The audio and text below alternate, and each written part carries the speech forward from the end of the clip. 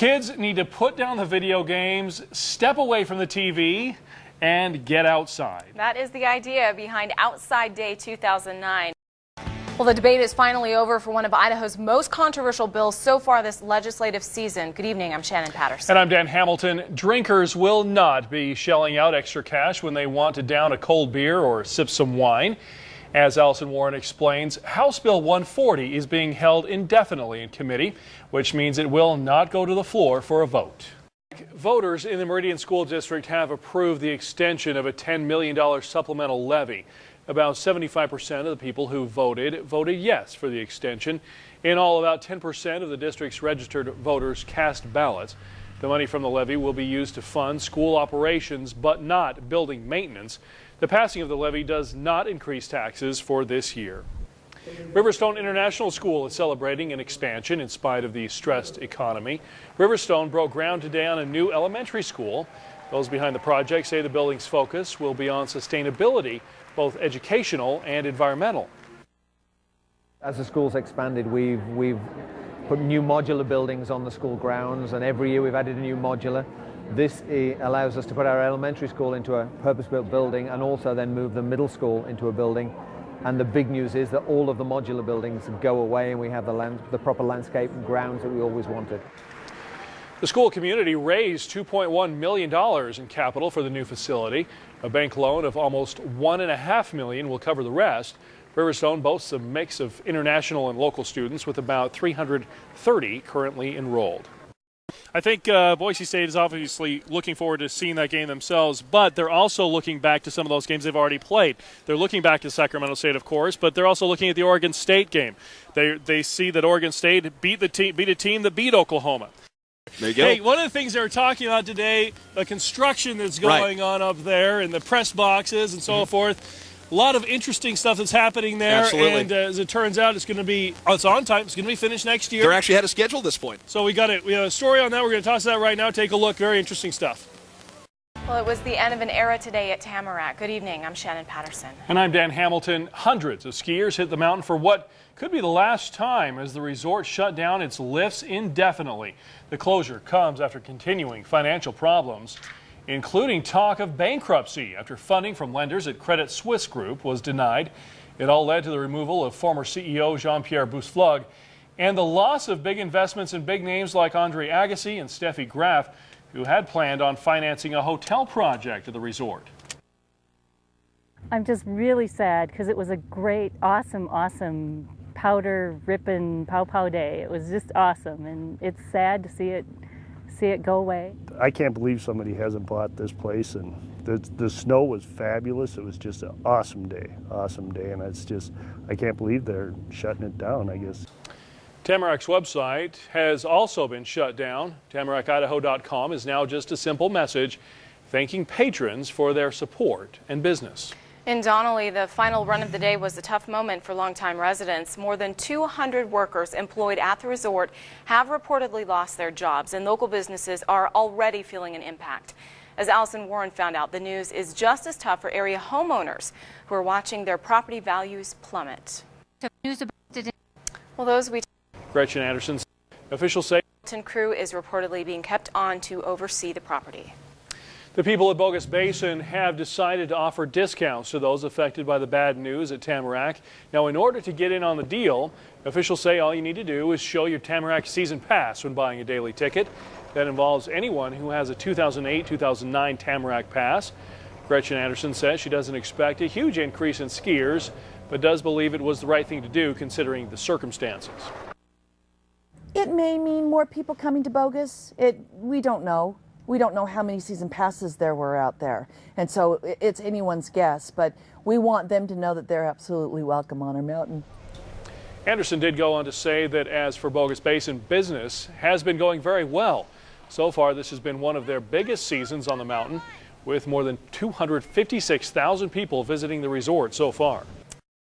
Thanks for joining us tonight. I'm Shane Wells. And I'm Dan Hamilton. With federal stimulus funds on the way to the Gem State, everyone is trying to get a piece of the billion-dollar pie. Fox 12's Kristen Buckner joins us now in the studio with more on why just about anyone could be on the receiving end of that federal money. Police are now on the lookout for a man accused of tattooing kids without their parents' permission while using a dirty needle.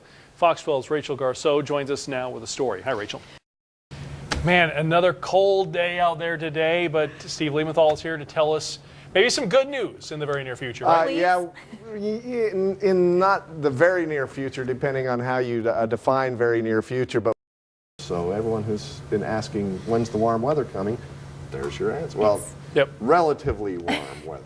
That sounds so warm compared to 20 It's like degrees. a heat wave compared That's to right. 54 is not bad. I'll take it. All right, thanks, Steve.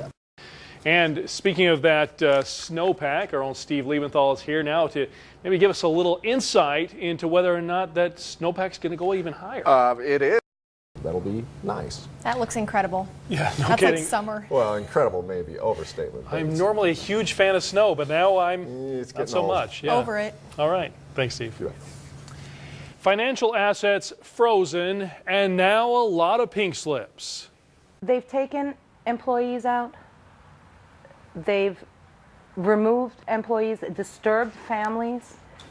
1,000 employees at a financial firm in Texas were sent home jobless. But for the man in charge, the news gets much worse.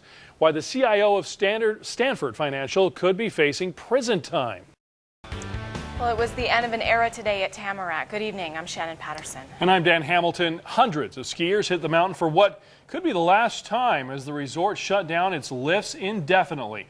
The closure comes after continuing financial problems, including talk of bankruptcy after funding from lenders at Credit Suisse Group was denied.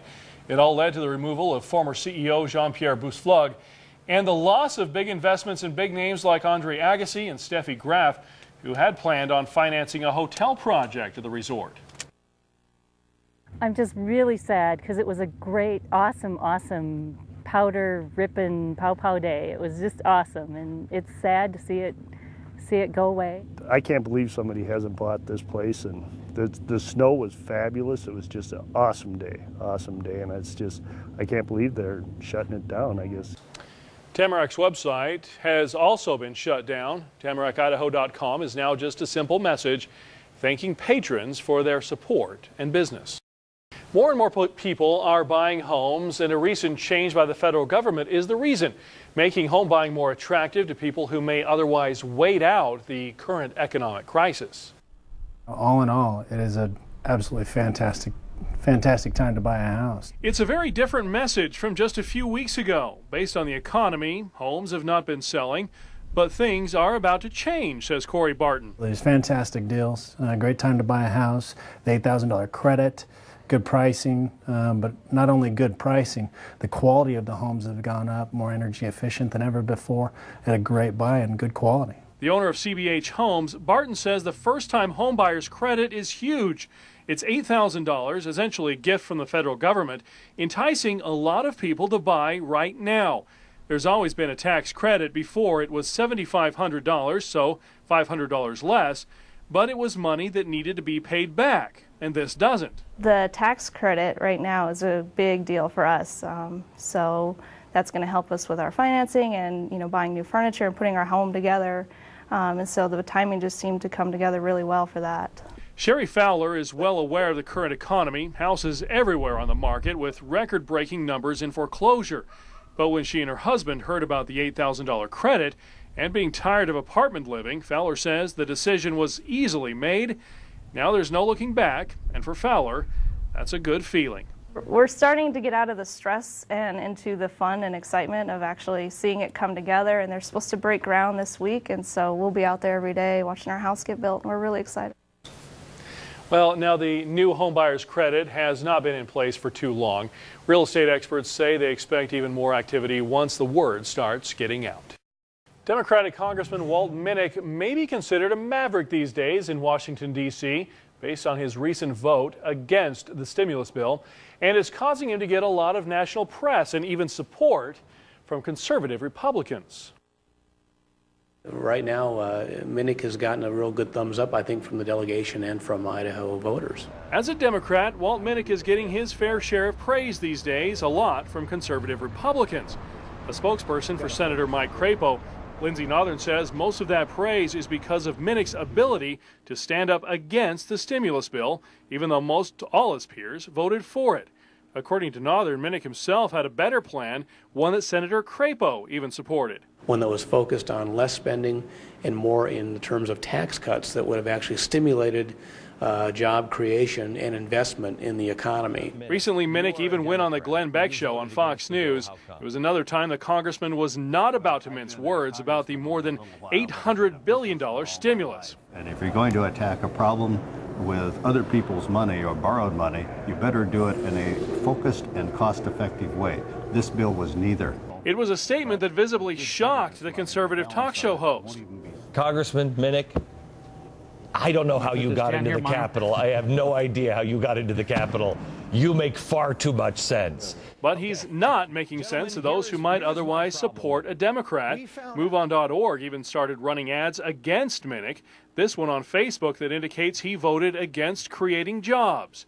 And a few mad constituents have been calling in. The bigger picture, though, is that he's a pretty independent guy, and he's proving that with his votes in Congress. And I think that's what Idahoans want. They don't really care so much about party. They just want somebody who's going to go back and do the right thing. Minnick said all along that the stimulus would not create jobs fast enough and affords too much money to special interests.